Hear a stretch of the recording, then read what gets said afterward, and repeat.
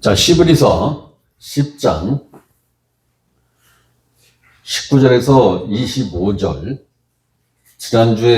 지난주 봤던 범위의 말씀인데 다시 한번 봅니다. 자, 우리가 19절부터 25절 말씀을 자꾸 보는 거는 25절을 설명을 해야 되는데, 지난주에는 22절 한 말씀 설명하다가 시간이 다 간 거예요.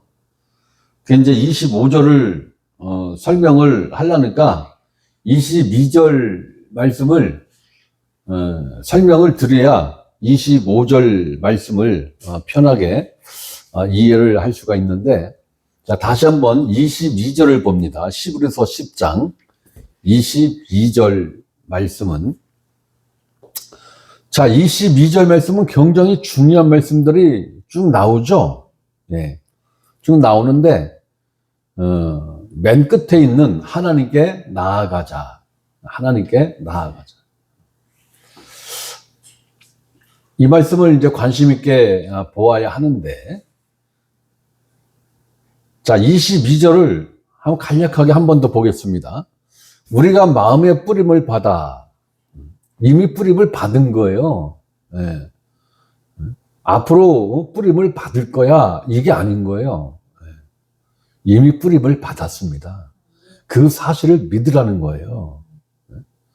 여기서 마음의 뿌림을 받아 이렇게 했는데, 뿌림은 한국 사람들 개념은 이렇게 톡톡 이렇게 이걸 뿌린다고 하잖아요. 그죠? 예? 저는 그 개념보다는 우리 마음에 주님의 피가 흐르는 개념으로 여러분들이 받아들이시는 게 저는 좋을 거로 그렇게 생각합니다. 제 자신도 그렇게 믿고 있습니다. 자, 악한 양심으로부터 벗어났다라는 거예요. 그죠? 희망사항이 아니에요. 이미 벗어났다라는 거예요.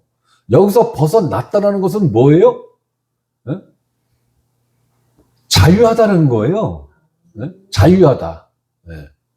성경에서 자유하다라고 이야기할 때는 단수인 죄로부터의 자유와 율법으로부터의 자유를 이야기를 해요. 물론 다른 부분도 아주 없는 건 아닙니다만은, 성경에서 벗어나야 된다, 자유해야 된다, 해방되어야 한다, 이 단어를 쓸 때는 그 강한 의미로 사용이 됐을 때는 대부분이 죄로부터의 해방, 자유, 율법으로부터의 자유, 해방, 그 부분을 굉장히 강하게 성경은 강조점을 두고 이야기를 하고 있어요.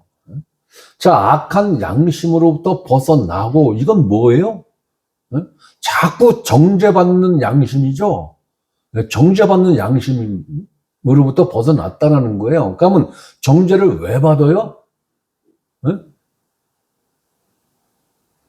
정죄를 왜 받아요?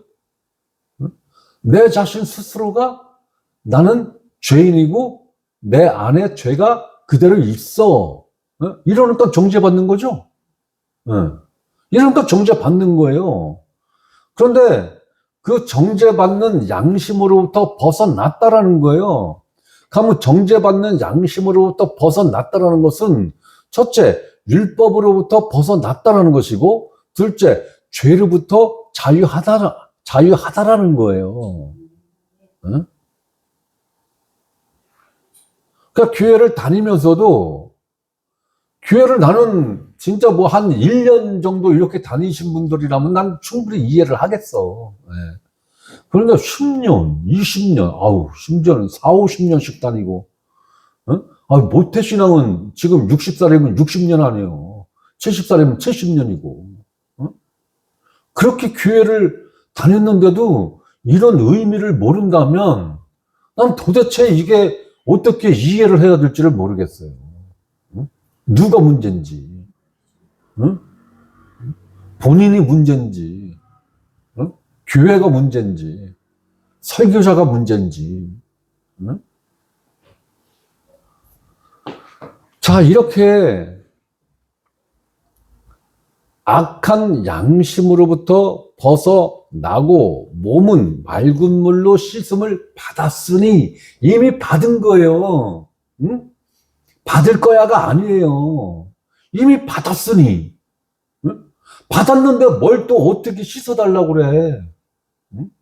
씻어달라고 하는 사람들이 이상한 거잖아요. 그죠? 예수님은 단호하게 거부하셨어요. 응? 야, 너희들 발 내놔. 내가 너희들 발을 씻어줄게. 그랬을 때 베드로가 뭐라고 그랬어요? 주님, 내 발은 안 됩니다. 그래? 그렇다면 너는 나와 상관없는 자다. 그랬을 때 베드로가 뭐라고 했어요? 주여, 내 발뿐만이 아니고 내 머리도 감겨주십시오. 발과 머리를 감겨달라는 건 뭐예요? 온몸을 다 씻어달라는 거 아니에요. 그랬을 때 예수님이 뭐라고 그랬어요? 야, 목욕한 사람은 발만 씻으면 돼. 응? 이 의미를 모르는 거예요. 응? 너희는 온몸을 다 씻었어. 이 얘기는 뭐예요? 응? 모든 죄사함을 받았다라는 거잖아요. 100%의 죄사함을 받았다라는 거잖아요. 응? 그러니까 여기도 몸은 맑은 물로 씻음을 받았으니 완료형으로 이야기를 하잖아요. 완료형으로 끝났다라는 거예요. 우리는 이미 목욕이 끝난 상태예요. 목욕이 끝난 거예요. 근데 왜 자꾸 목욕을 시켜달래? 응? 회개한다라는 게 목욕하는 걸 말하는 거예요. 온몸을 씻는 걸 말하는 거예요. 성경에서 말하는 회개는 온몸을 씻는 걸 말하는 거지, 발을 씻는 걸 회개라고 성경은 말하는 사실이 없어요. 이 회개라는 단어 한 단어만 제대로 설교자들이 쓰고 목회자들이 제대로 적용을 한다면, 아유, 복음이 엄청 밝아질 거예요. 너무나 안타까운 거예요. 그러니까 이런 분별이 없다라는 게 너무 아쉽고 안타까운 거죠. 뭐 그렇게 믿고 가는 사람들은 뭐 자기 믿음대로 가는 거지 뭐. 우리는 우리 믿음대로 가는 거고. 네. 자, 이렇게 악한 양심으로부터 벗어났고 몸은 맑은 물로 씻음을 받았으니, 네? 이러한 자들이 할 수 있는 일이 무엇이냐 이거야. 참마음과 온전한 믿음으로 하나님께 나아가자. 결국은 마음에 예수 그리스도의 피를 마음에 뿌림을 받은 사람들이 악한 양심으로부터 벗어났고 몸은 맑은 물로 씻음을 받은 그 결과로 참마음과 온전한 믿음으로 하나님께 나아갈 수 있다라는 거예요. 나아가자라는 건 뭐예요? 항상 나아가는 그 방향성을 가져야 된다라는 거예요. 방향성을. 한번 나아갔으니까 됐지 뭐 이게 아니라 방향성을 가지라는 거예요. 방향성을.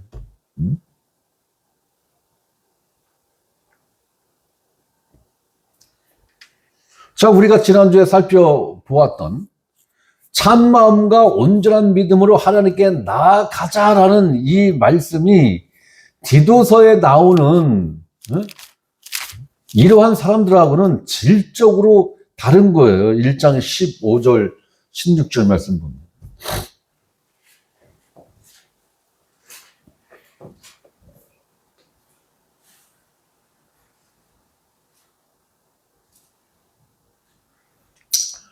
자, 디도서 1장 15, 16절. 깨끗한 자들에게는 모든 것이 깨끗하나 더럽고 믿지 아니하는 자들에게는 아무것도 깨끗한 것이 없고 오직 그들의 마음과 양심이 더러운지라. 이건 본인 자신들도 알아요. 그들의 마음과 양심이 더러우니까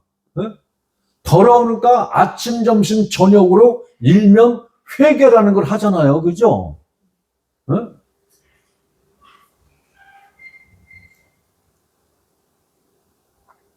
그런데 예수를 믿는다고 하면서 예수 그리스도의 피가 뿌림을 예수 그리스도의 피를 뿌림받았다고 믿는다고 그 입술로는 시인하고 인정을 하면서도 자기 자신의 양심을 들여다보면 여전히 더럽고 추악하거든요. 그러니까 아침, 점심, 저녁으로 시도 때도 없이 일명 회개라는 걸 하잖아요. 아침에도 하나님께 돌아갔어. 그럼 한번 돌아갔으면 됐지. 점심 때 또 돌아간대. 아, 그랬으면 됐지. 저녁에 또 돌아간대. 세상에, 그러면 하나님이 가출한 게 자기 자신이 가출한 거예요. 도대체 누가 가출을 해서 그렇게 시도 때도 없이 하나님한테 돌아간다는 거예요? 왜? 그게 이해가 안 가잖아요. 회개라는 이 의미는요, 하나님께 돌아가는 거, 이걸 말하는 거예요. 내가 너희들의 모든 죄를 다 제거했으니, 용서했으니, 도말했으니, 너희는 내게로 돌아오라.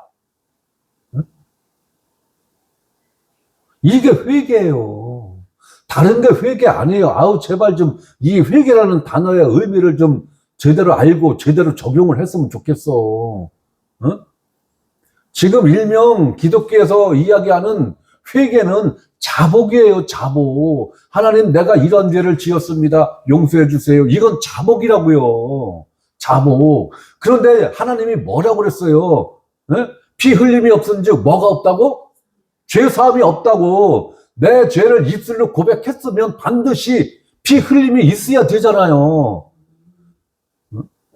내가 고백한 그 죄를 이미 2000년 전에 예수님이 흘리신 그 피로 미리 용서해 놓으셨다고. 그걸 믿으라니까 죽으라고 안 믿어.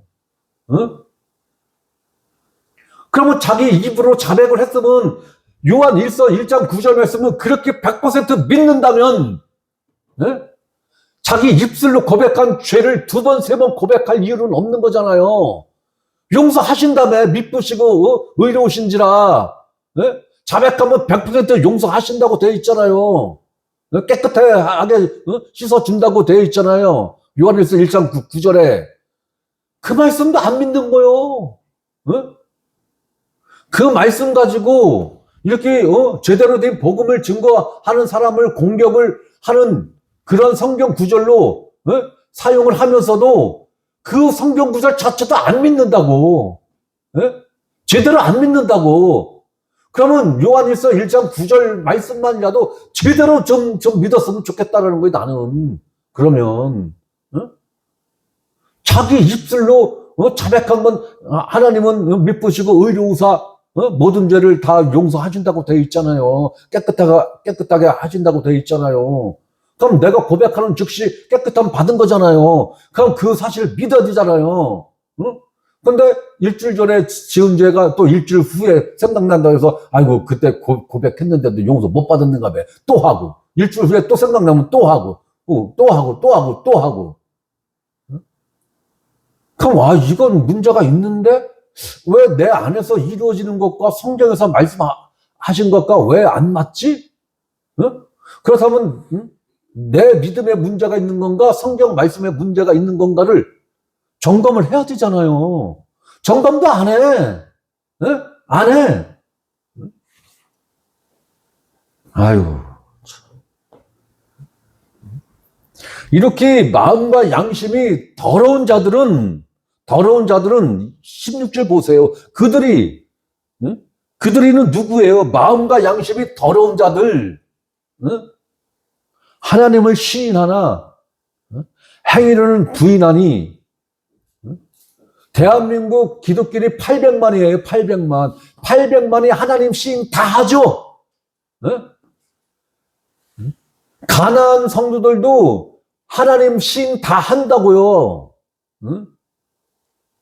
1년에 부활절하고 크리스마스 때 1년에 딱 2번 나오는 사람들도 꽤 많아요. 그 사람들도 하나님은 시인한다고요. 그러나 행위로는 부인하는 자니. 그래서 주 예수 그리스도를 마음으로 믿으면 구원받는다고 되어 있잖아요. 그죠? 어? 이 마음이, 사람들은 이 마음이, 나 믿어. 나 믿는다니까? 나 믿어. 이게 마음인 줄 알아.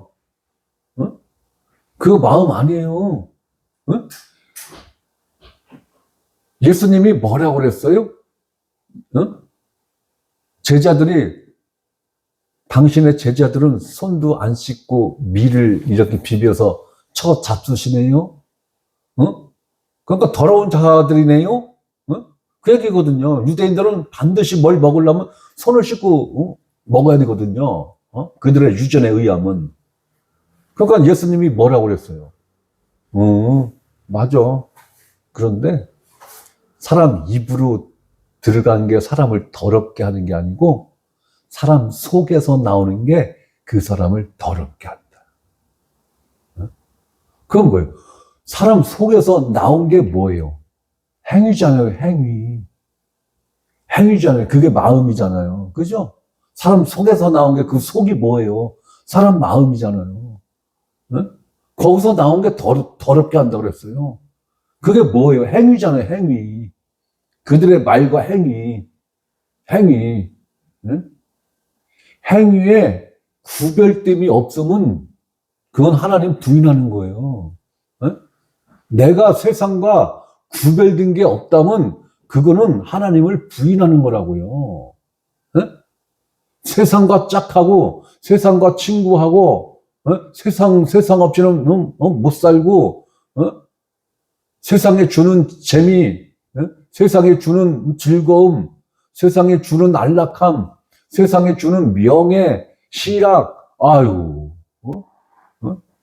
다짝지근하죠. 다짝지근해요. 그것이 마치 하나님이 준 축복인 양 생각하는데 아니에요. 아니에요. 너희가 세상을 사랑함이 하나님과 원수가 됨을 알지 못하느냐? 라고 야고보 사도가 정확하게 이야기했잖아요.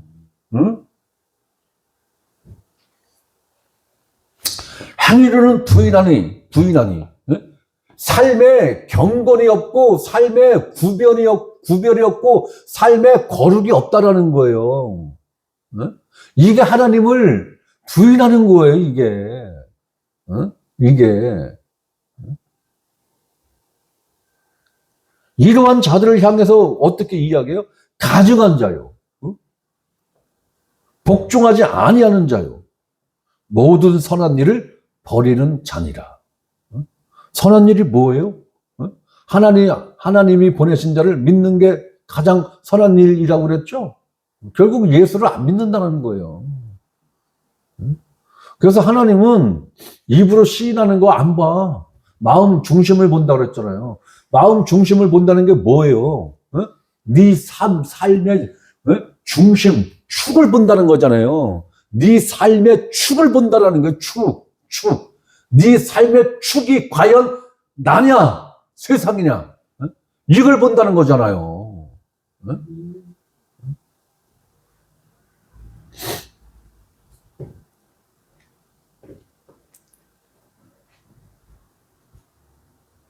그러니까 이러한 말씀들을 보더라도 깨끗한 자들에게는 모든 것이 깨끗한 거예요.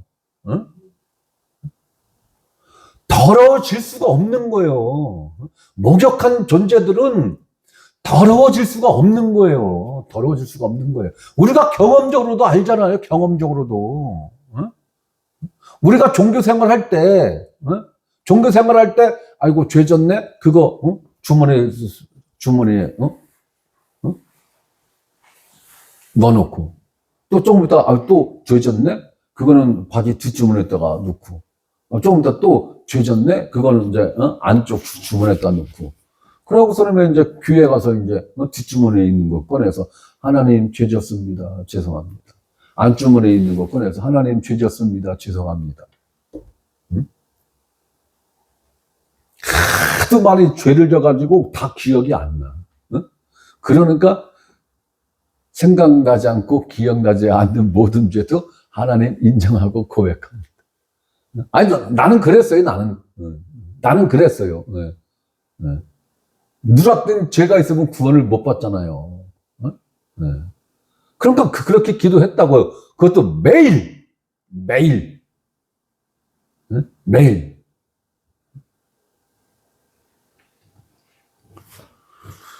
매일 용서해달라고 하는 건 매일 하나님으로부터 용서 못 받았다라는 거잖아요.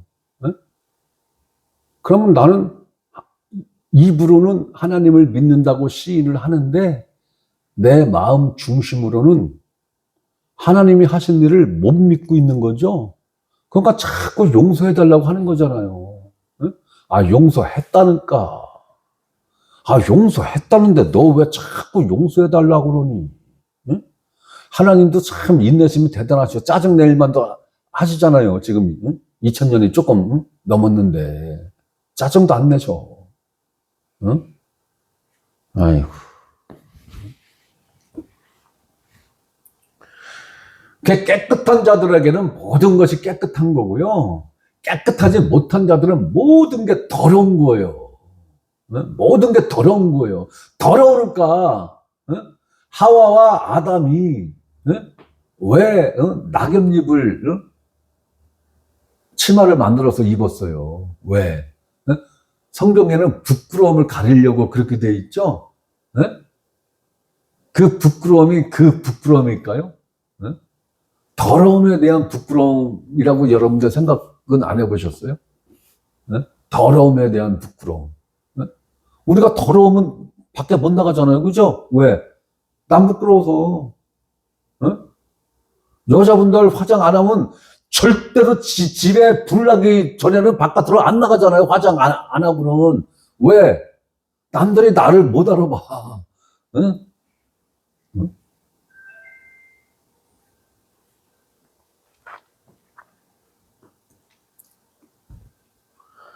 그렇기 때문에 종교인들은 자꾸 가리는 거예요.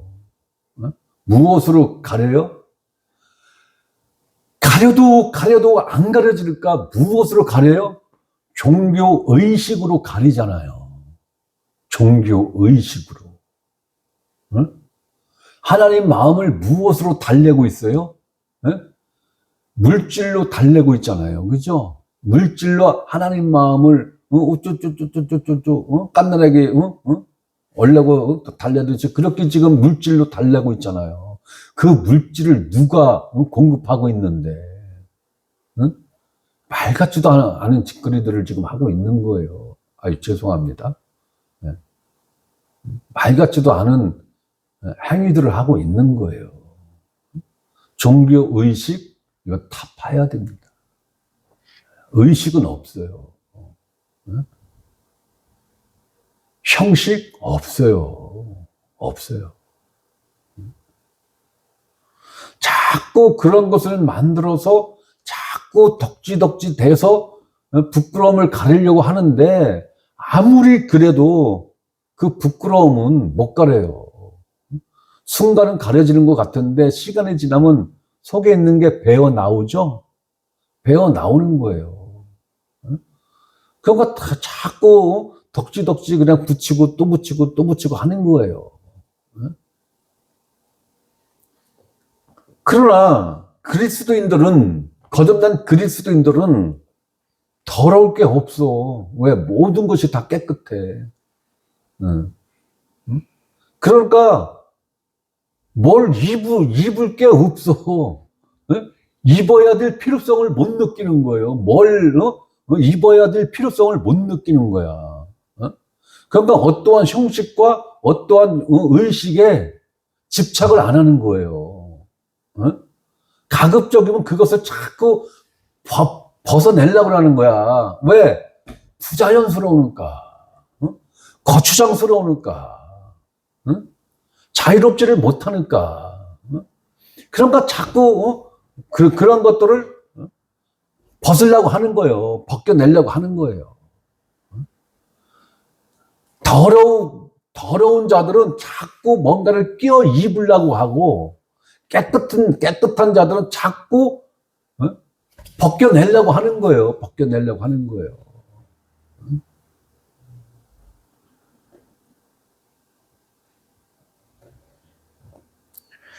그래서 깨끗한 자들과 더러운데 깨끗한 척 하는 이러한 무리들하고는 근본이 다른 거예요. 근본이. 응? 여러분들 향수 왜, 응? 향수 영국에서 발명했죠? 영국, 프랑스, 프랑스, 그쪽에서 그거 만들어냈잖아요. 왜 그거 만들어냈는지 아세요? 향수? 네?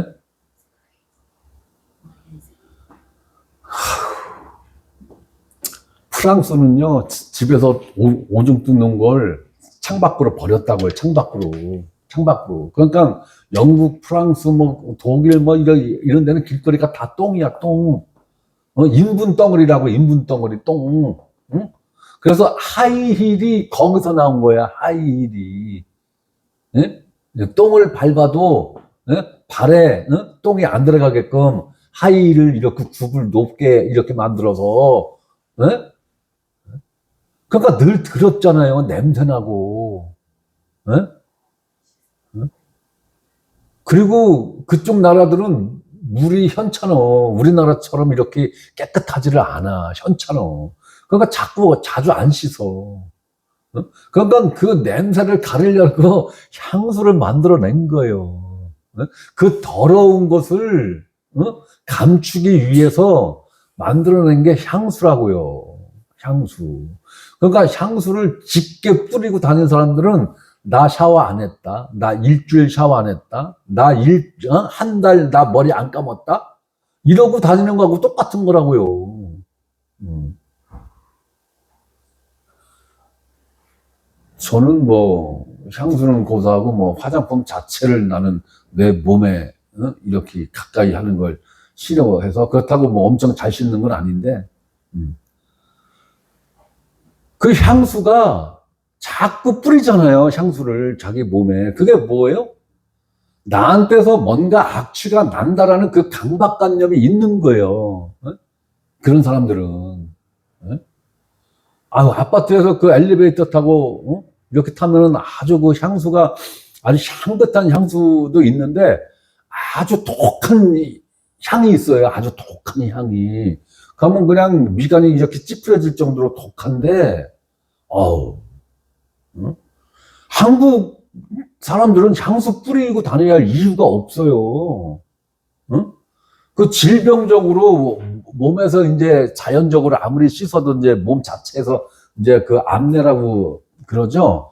그런 냄새가 이제 선천적으로 이렇게 나시는 분들이야 뿌리셔야 되겠지만 정상인들은 굳이 향수를 뿌릴 이유가 한국 사람들은 향수를 뿌릴 이유가 없어요. 근데 왜 자꾸 향수를 뿌려? 자기 몸에서 악취가 난다라는 그 강박관념이 있기 때문에 그런 거예요. 그런 것 같아요. 네. 단정적으로 얘기하면 안 되니까. 그런 것 같아. 그렇듯이 영적으로도 자꾸 냄새가 나. 자꾸 더러워. 이러니까 하나님 씻어주세요. 씻어주세요. 근데 하나님은 뭐라 그래요? 이미 다 씻겼다. 이미 내가 너 다 씻어놨다. 아니에요. 하나님 냄새가 나요. 내 양심을 보면 더러운 게 그냥 있어요. 그러니까 씻어주세요. 그러니까 하나님이 뭐라 그래요? 내가 게을러서 너를 못 씻은 게 아니라 내가 너 다 씻어놨는데 그걸 네가 못 믿으니까 그러한 강박관념에 의해서 그런 현상이 벌어지는 거야. 미혹의 영이 그러한 일을 그런 착각 속에 살아가게끔 하는 게 미혹의 영이에요. 미혹이 뭐예요? 가짜잖아요. 가짜를 진짜인 것처럼 믿게 만드는 게 미혹이잖아요. 그러니까 그런 것에 얽매이고 속으면은 누구만 손해요? 자기만 손해요.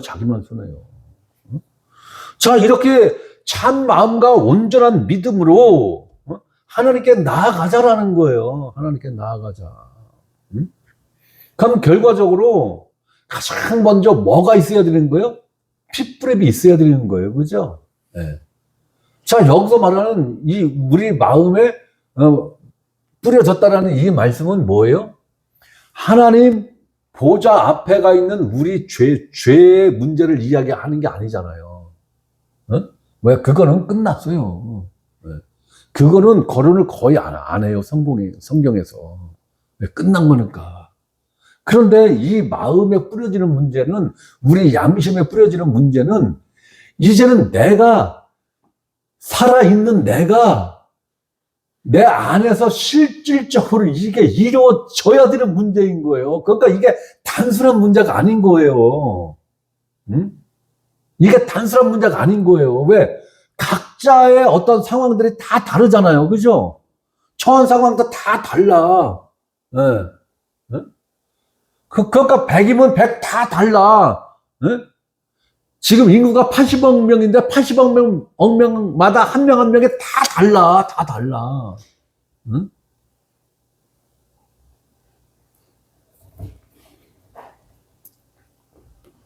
그렇기 때문에 이 마음에 뿌려지는 문제는 우리 각 사람 안에서 실질적으로 이루어지는 문제인 거예요.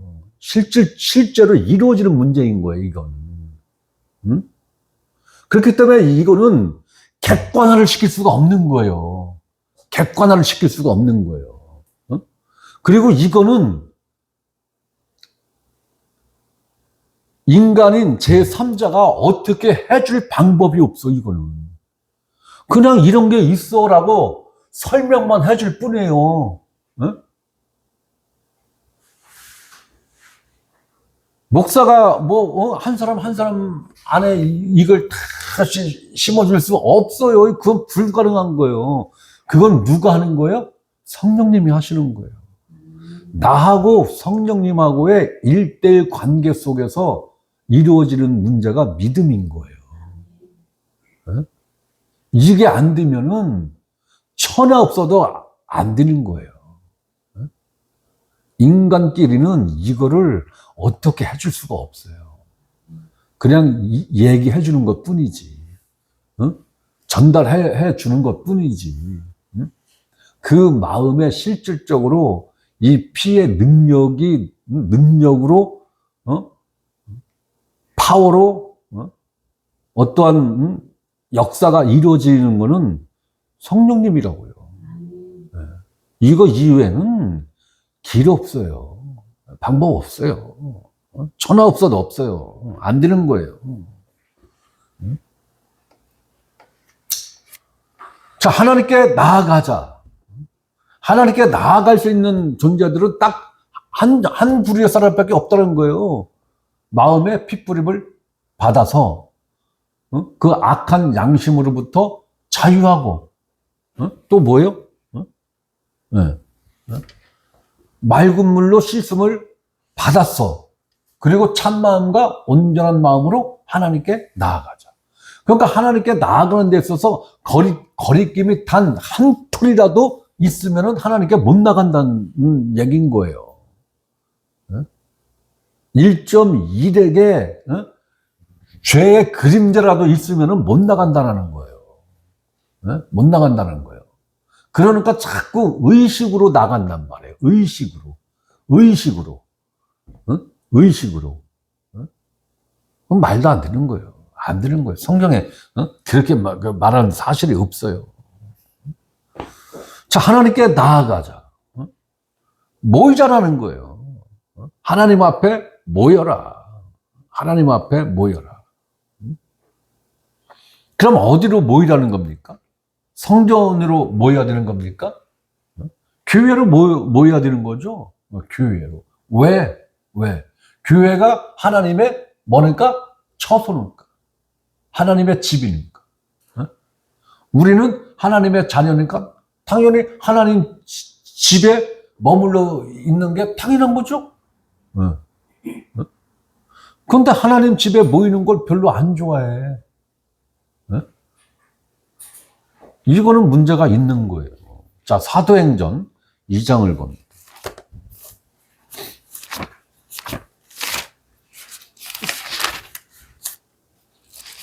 자, 사도행전 2장 43절에서 47절 말씀까지 한번.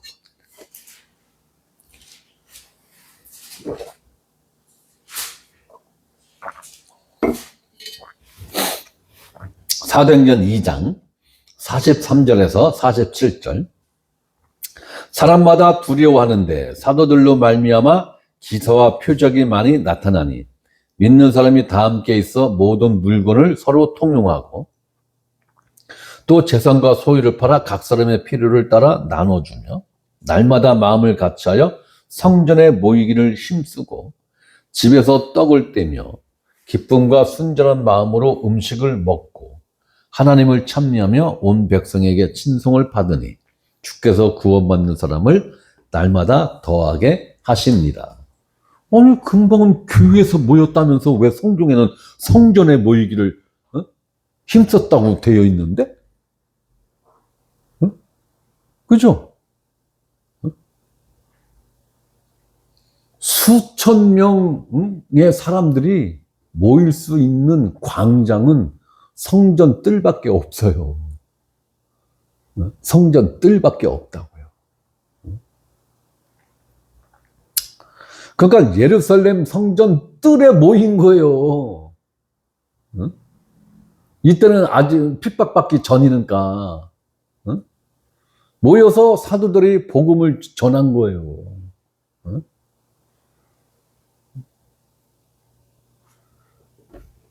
그런데 그게 신약 시대가 이제 활짝 이제 시작되면서는 그 모임 자체가 교회잖아요. 그 모임 자체가 교회라고요. 자, 47절을 흠정역 성경은 이렇게 번역을 했어요. 하나님을 찬양하며 온 백성에게 호감을 얻으니 주께서 구원받아야 할 자들을 날마다 교회에 더하시니라. 개역개정 성경은 주께서 구원받는 사람을 날마다 더하게 하시니라 이렇게 그냥 두리뭉실하게 이야기를 했는데 흠정역 성경에는 구원받아야 할 자들을 날마다 교회에 더하시니라. 네, 흠정역 성경은 이렇게 번역을 하고 있어요. 자, 봐요. 46절 봅시다. 날마다 마음을 같이하여. 마음을 같이 한 거예요. 마음을 같이 했다라는 건 뭐예요? 동일한 믿음을 가졌다라는 거죠. 동일한 믿음을 가졌다라는 거예요. 성전에 모이기를 힘쓰고 여기서 성전 뜰을 말하는 거예요. 성전 안에는 뭐 그렇게 수천 명씩 모일 수 있는 공간이 없죠, 당연히. 모이기를 힘쓰고. 그러면 사도들이 힘썼다는 거예요. 성도들 각자 개인이 모이기를 힘썼다라는 거예요. 개인들이 모이기를 힘썼다라는 거예요. 힘을 썼다라는 건 뭐예요? 의식적으로 모였다라는 거잖아요. 의식을 갖고. 자, 집에서 떡을 떼며. 떡을 뗐다는 건 뭐예요? 만찬을 말하는 거죠? 만찬은 집에서 모여서 했다라는 거예요. 그죠? 그러니까 집에서 모이니까 모여봤자 뭐 10명, 20명 그 정도밖에 더 모여요. 집에서. 그렇게 집마다 그렇게 모여서 떡을 뗐다라는 거예요. 떡을 뗐다는 건 뭐예요? 만찬을 했다라는 거예요. 그 만찬을 통해서 주님의 그 몸의 의미를 서로 배웠다라는 거예요. 거기서. 떡을 떼며 기쁨과 순전한 마음으로 음식을 먹고. 그러니까 음식을 본격적으로 먹기 전에 떡을 뗐다라는 거예요. 만찬을 했다라는 거예요. 그러니까 만찬은 입맛만 다시는 정도로 하고, 그러고 이제 본격적으로 식사를 했다는 거잖아요. 그죠? 순서가. 네.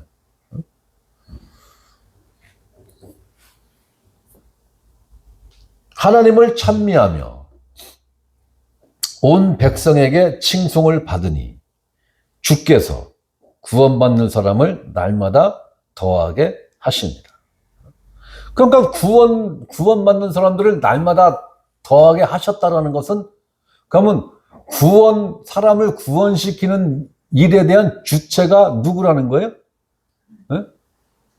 예수님이라는 거잖아요. 예수님이라는 거예요.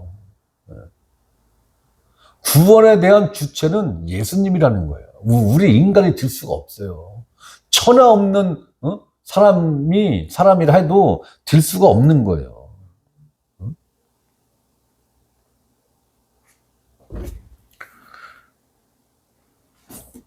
자, 여기서 말씀을 보았듯이 성전에 모였다고 그랬어요. 그럼 성전에 모인 자들이 오늘날로 신약적 개념에서 보면은 성전에 모인 자들이 뭐예요?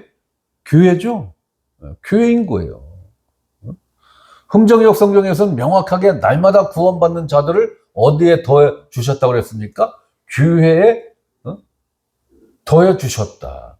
초대교회는 모이기에 힘썼고, 그럴 때 성령님께서 모인 때마다 날마다 구원받는 자들을 더해 주셨다라는 거예요. 날마다 구원받는 사람들을 더하셨다. 누가? 주님이. 성령께서 그 일을 행하셨다라는 거예요. 그러니까 모이는 일이 없으면 구원받는 일도 곤란한 지경이 되는 거죠. 만약에 우리가 이 모임을 하지 않으면 여러분들은 어떻게 전도할래요? 훨씬 더 어렵겠죠. 어려울 거예요. 시간도 더 오래 걸리고. 왜냐면 여러분들 각자가 전도를 해서 직접 복음을 가르쳐서 양육을 시켜야 되는 거죠. 양육을 시켜야 되는 거예요. 그래서 그 사람이 거듭났어. 그래서 그 사람과 나하고 둘이 돼서 이러면 교회죠.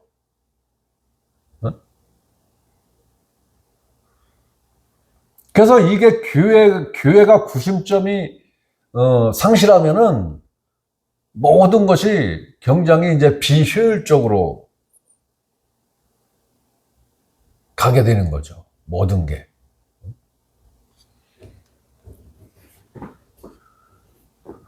그렇기 때문에 하나님이 보실 때 잘 모이는 교회를 보신다면은 하나님이 얼마나 기뻐하시며 이쁘게 보이겠느냐라는 거예요. 그런데 거꾸로 사단이 볼 때는 어떻겠어요? 아주 꼴보기 싫고 꼴볼견으로 보는 거죠. 저것들을 어떻게 해서든지 저걸 흩어야 되는데, 저것들을 못 모이게 해야 되는데, 사탄은 어떻게 해서든지 흩어지게.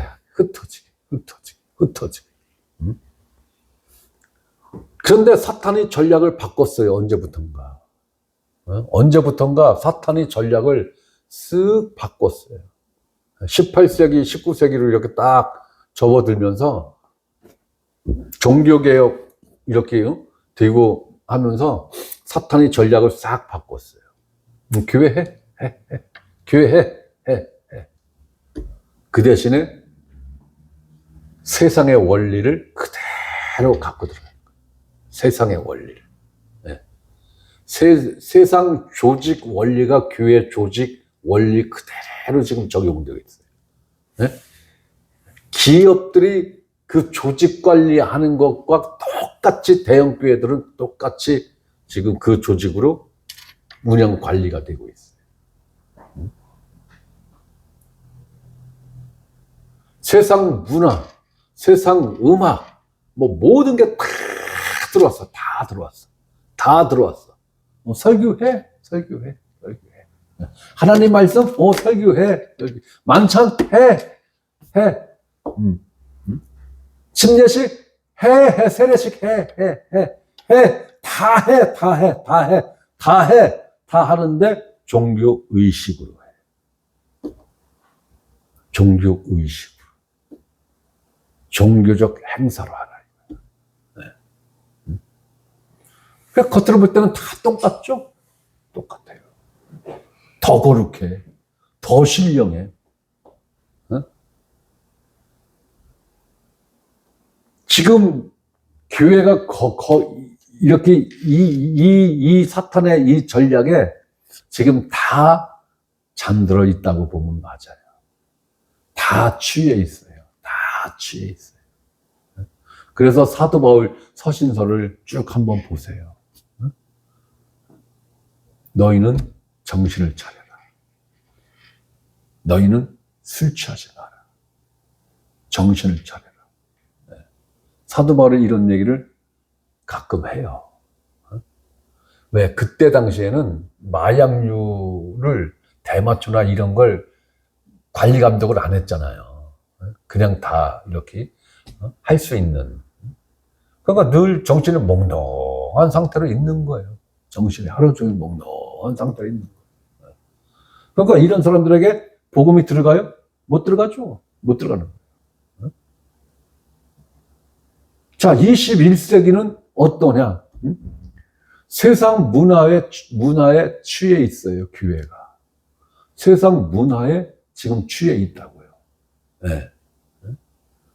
그러니까, 복음을 아무리, 귓구녕에다 대고, 확성기를 대고, 얘기해도 안 들리는 거예요. 안 들리는 거예요. 네. 듣고 싶지도 않고, 안 들리는 거예요. 왜?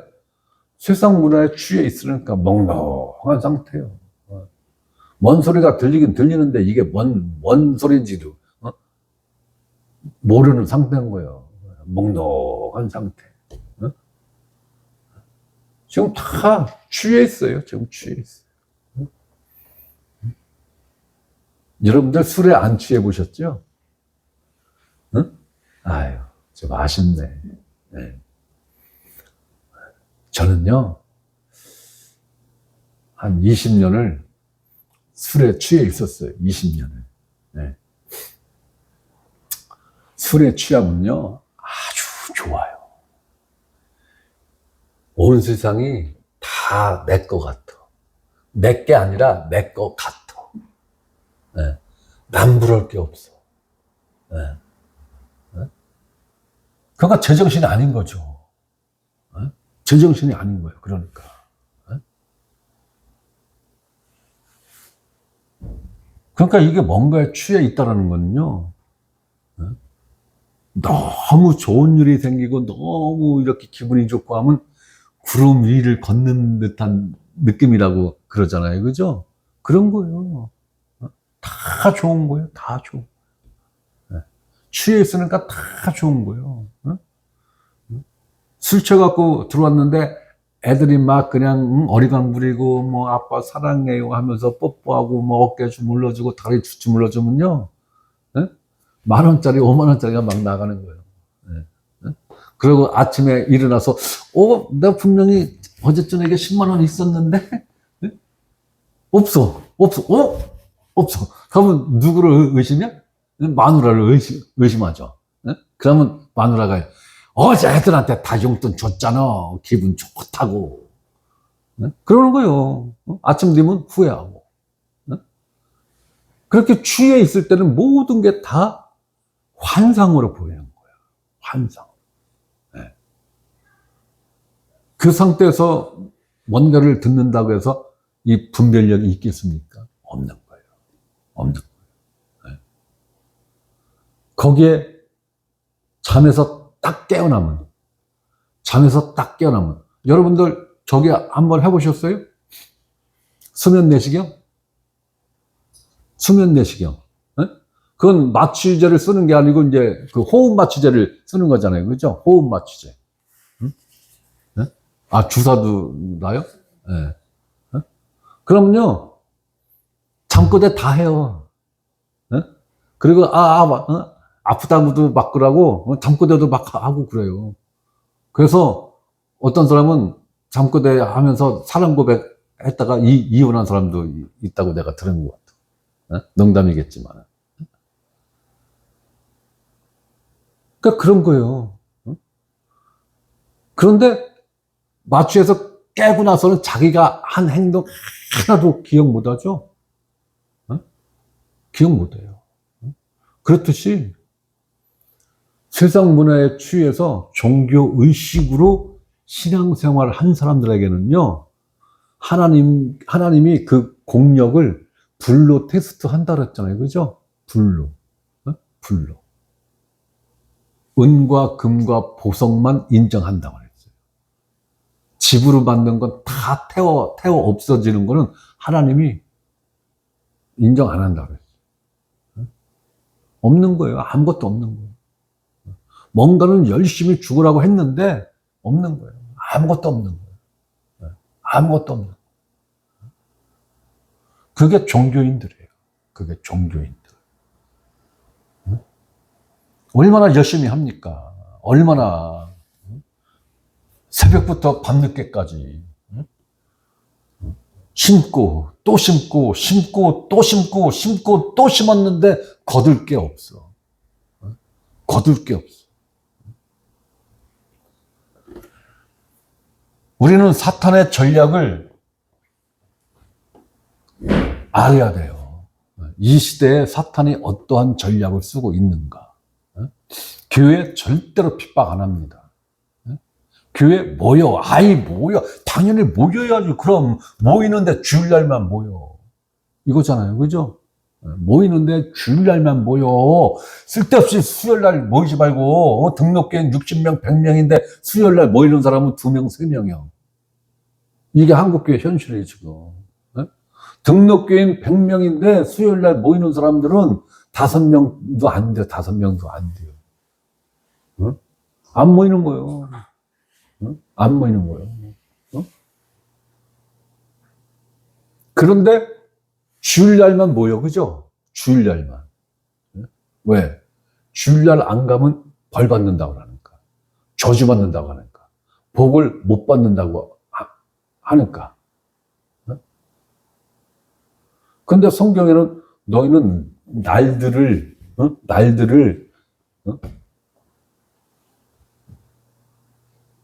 편애하면 안 돼. 그랬죠? 이 날은 중요한 날이고 이 날은 중요하지 않는 날이야. 이런 개념 갖지 마. 그랬죠? 날도, 날에 대한 것도.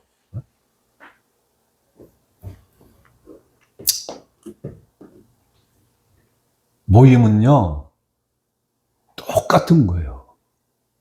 수요일날 모이나, 주일날 모이나, 화요일날 모이나, 모임은 똑같은 거예요.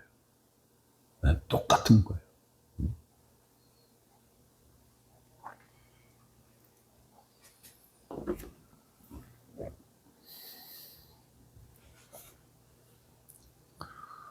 그래서 사탄이 쓰는 방법은 현대인들을 굉장히 바쁘게 만들어 놨다라는 거예요. 네. 선진국일수록 바쁩니다. 바빠요. 네. 정신없습니다. 정신없이 바빠요. 그러다 보니까 모일 틈을 안 주는 거예요. 네. 모일 틈을 안 주는 거예요. 그리고 일요일날, 주일날 모이는 그 행사는 종교 행사예요. 종교 행사. 네. 그 종교 행사의 핵심은 세상 문화예요. 하나님이 아니에요. 네. 모든 단어, 언어들은 다 하나님, 예수님, 성령님, 복음을 이야기하지만 그 내용을 들여다보면 없어요. 세상 문화예요. 그냥 세상 문화. 그래서 여기서 그런 것들을 훑어내고 제거하고 순수하게 하나님 말씀으로 하자라고 하면은 아무것도 없는 거야. 아무것도 없어. 아무것도 없어. 할 게 아무것도 없어.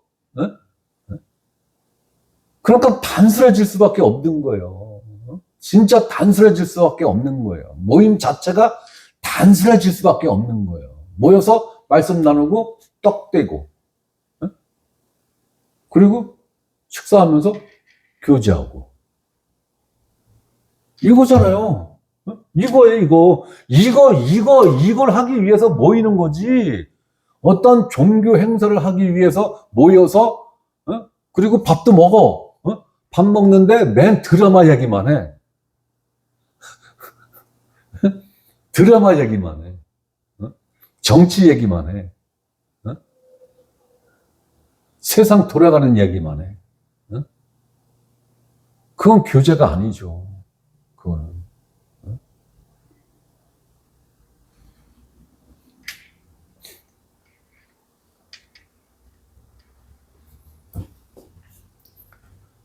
그러니까 우리들이 이러한 사탄의 전략을 알아야 되는 거예요. 그리고 이 사탄의 전략에 우리가 휘둘리면은 일단은 문제가 있는 거죠. 문제가 있는 거예요. 자, 이제 24절을 봅니다. 히브리서 9장 24절을. 자, 이렇게 하나님 앞에 나아가서 서로 돌아보아 사랑과 선행을 격려하며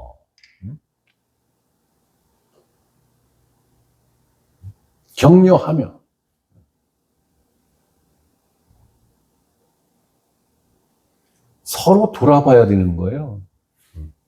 나만 잘나면 됐지 뭐. 나만 아니면 됐지 뭐. 이건 이기주의죠. 개인주의예요. 서로 돌아보면. 서로 돌아보는 게 뭐예요?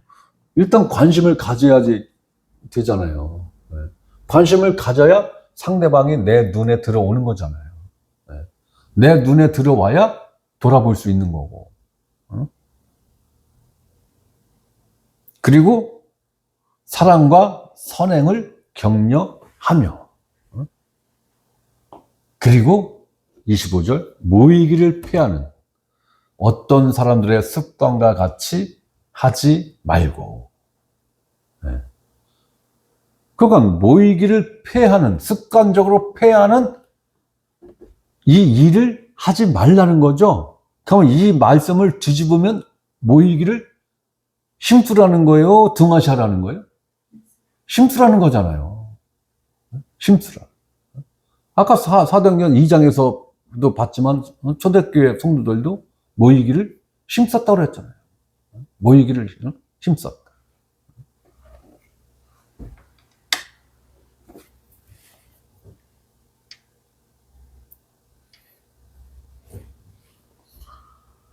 자, 하나님께 나아가는 자들은 22절에 있는 자들이 하나님 앞에 나아가기를 즐겨하고 기뻐하고 그런 소망을 갖고 살아가는 자들이고, 모이기를 폐하기를 하는 이러한 존재들은 뭐냐? 종교 의식으로 모이는 자들. 종교 의식을 행사하기 위해서 모이는 것. 이것이 바로 하나님의 모임을 폐하는 거예요. 왜? 모임의 본질이 달라요. 모임의 본질이 달라요. 왜? 종교 의식으로 모이는 모임은 율법적 모임이에요. 율법적. 종교 의식 다 보세요. 다 율법이죠? 다 율법을 근간으로 하고 있어요. 모든 게 다 율법을 근간으로 하고 있는 거예요. 율법을 근간으로 하는 자들의 모임과 예수 그리스도의 피뿌림을 받아서 모여지는 그 모임과는 모임 근본이 다른 거예요. 그 모임의 뿌리가 다른 거예요. 그 모임의 뿌리가. 그러면 어떠한 자들이 모임을 폐하는 자들이냐? 그걸 우리가 알아야 되잖아요. 그리고 왜 이들은 모임을 폐하기를 원하는가? 그럼 여기서 모임을 폐한다라는 건 어떠한 의미일까요? 모이는 걸 저 출입문을 못으로 때려 박고 들어가려고 하는 사람들을 내쫓고 이러는 걸 말하는 걸까요?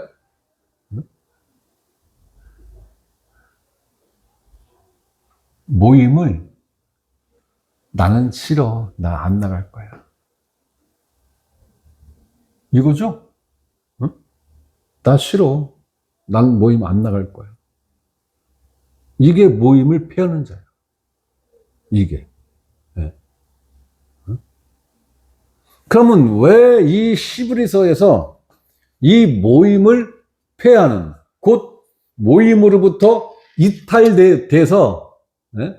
모임으로부터 이탈되는 이 일이 모임을 폐하는 거잖아요. 네? 네. 그럼 어떠한 사람들이 이 모임에서 이탈되었는가? 그리고 어떠한 사람들이 이 모임에 모이는 것을 싫어하게 되었는가? 이게 바로 시브리서를 쓰게 된 그 이유인 거예요. 시브리서를 쓰게 된 이유. 너희가 돌아갈래? 응? 돌아갈래? 성전으로 돌아갈래? 응? 제사로 돌아갈래? 응? 그럼 뭐예요? 결국은 무엇으로 돌아간다는 얘기인 거예요? 율법으로 돌아갈래? 모이기를 폐한다는 것은 율법으로 회개한다라는 그 의미인 거예요. 그래서 모이기를 힘쓰는 그 존재들이 그리스도인들이고, 모이는 것을 등한시하는 사람들은 율법주의라는 거예요. 율법주의. 그래서 모임을 가운데에다가 놓고, 그걸 모임을 중심에다 놓고 보면은 그리스도인들과 비그리스도인들이 분별이 지금 된다라는 거예요. 그 부분은 다음 주에 하도록 하겠습니다. 오늘은 여기까지.